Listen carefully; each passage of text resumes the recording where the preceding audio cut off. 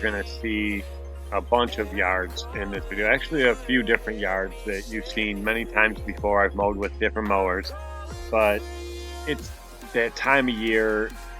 Right now, everything is just final cuts, getting that one last cut in, getting it cut down nice and short, so that it doesn't go into wintertime being long and the snow lays it over, and then here comes spring, it stands right back up, and it's growing for another month in the spring before you can even get on the lawn because it rains so much and there's really nothing you can do about it.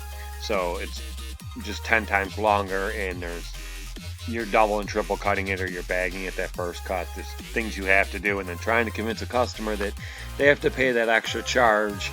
A lot of them are okay with it, they understand, but there's a lot that just aren't.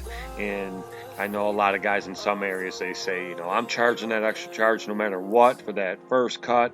You know, I don't care, otherwise I'm down the road. Well, you know, you do what works for you, but in my experience, I've learned that some people will definitely shy away from that, and they'll drop you in a second just as quick as you'll drop them and find the next company. And the problem with that is, you know, I have a few customers that are like that, but they're customers that I never hear from. They never complain. I never worry about a single thing with them. They always send me extra work. They always pay their bill on time.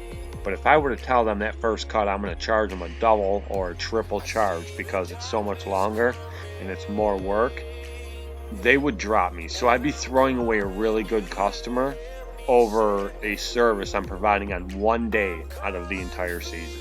So just to avoid that, I make that final cut of the year, I cut it right down a lot lower than I normally. Almost everything I cut is between 3 1/4 and 3 1/2 inches. So that last cut of the year, when the yards are really slowing down and barely growing anyway, I'll cut them down to like 2 1/2. And that's pretty low, and that usually does the job. And you know, you get a little extra you got to do in the beginning of the following season, but it's not that bad.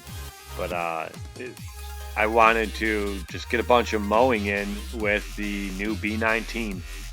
I'm loving this mower. This thing flies. I have the video sped up a little bit just so this wasn't an insanely long video, but this thing is so fast.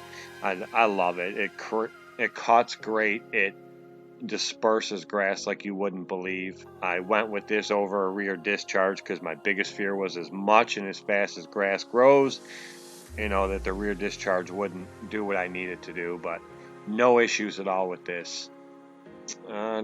Watch some of this mowing here, and like I said, it's yards you've seen before, but enjoy some of this mowing, and I will definitely I'll be back on in a few minutes. I want to explain a few other things in this video.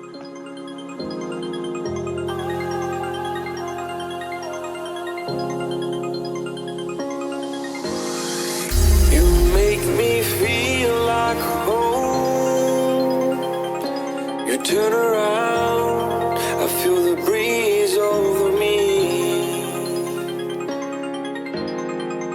You watch your dreams unfold. Let it come around and let it breathe over me. It's time to go away into the light.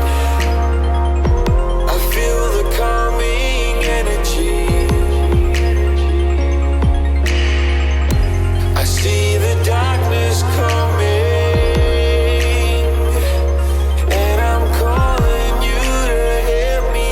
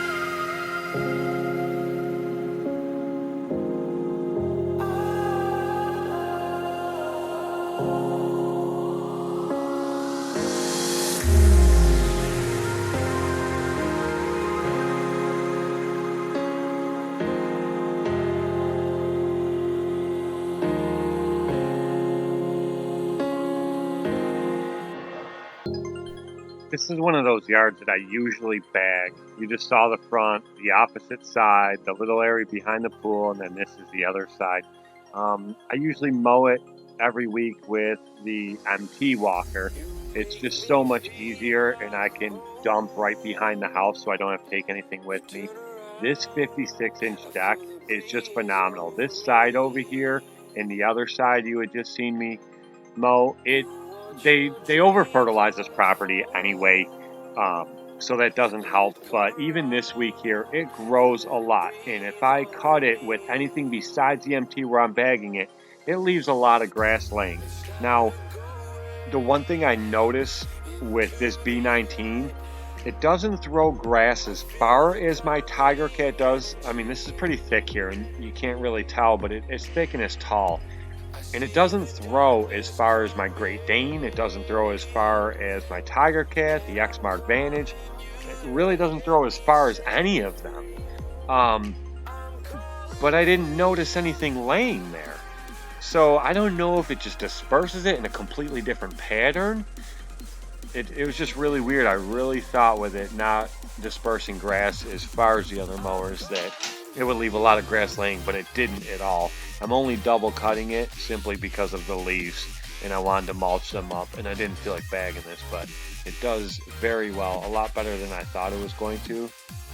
So I guess I made the right choice with the side discharge over the rear discharge stack, but again, I haven't used that one, so I really don't know.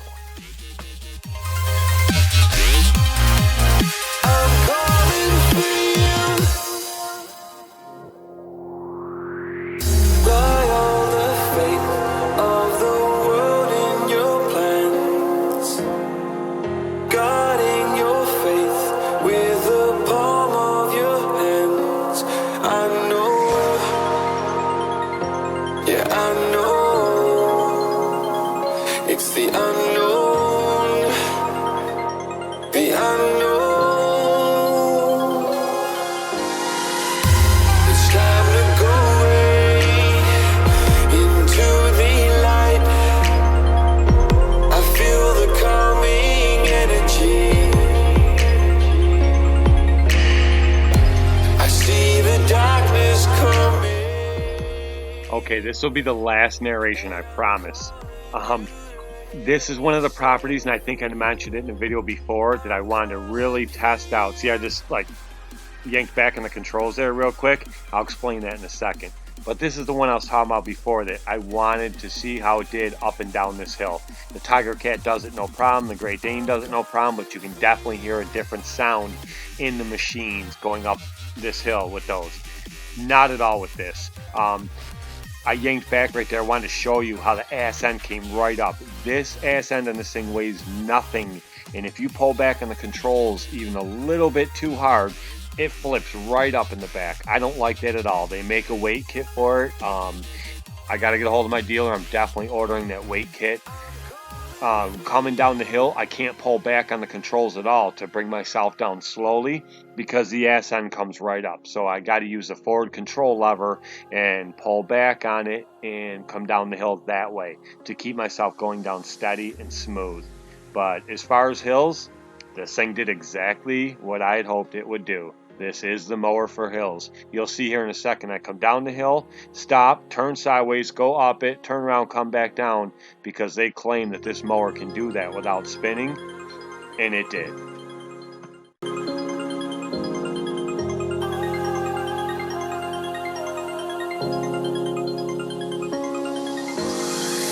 You make me feel like home.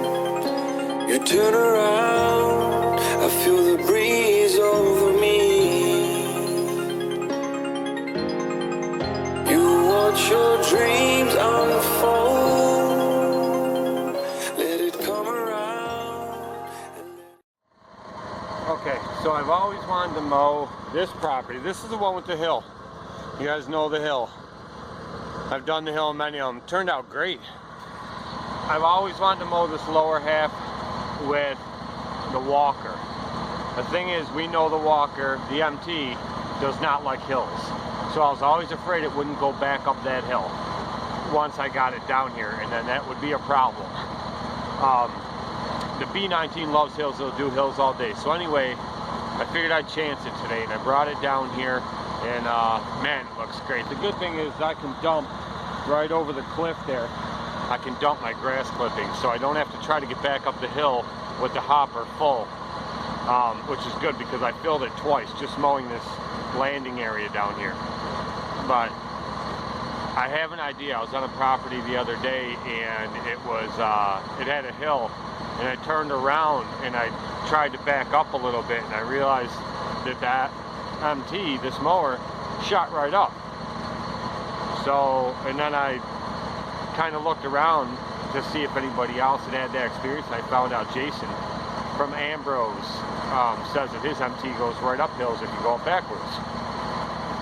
So we're going to try to go up this hill.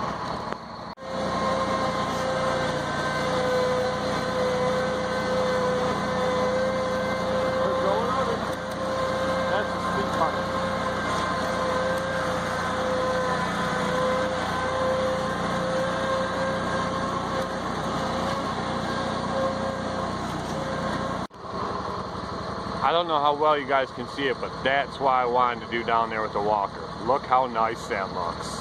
Man, I hope you guys can see all those stripes, that whole area.